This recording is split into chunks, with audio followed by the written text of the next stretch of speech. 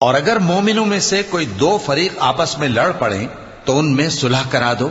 फिर अगर एक फरीक दूसरे पर ज्यादती करे तो ज्यादती करने वाले से लड़ो, यहां तक कि वो अल्लाह के हुक्म की तरफ रुजू लाए। बस जब वो रुजू लाए तो दोनों फरीक में अदल के साथ सुलह करा दो और इंसाफ से काम लो कि अल्लाह इंसाफ करने वालों को पसंद फरमाता है। मोमिन तो आपस में भाई भाई हैं, तो अपने दो भाइयों में सुलह करा दिया करो और अल्लाह से डरते रहो ताकि तुम पर रहमत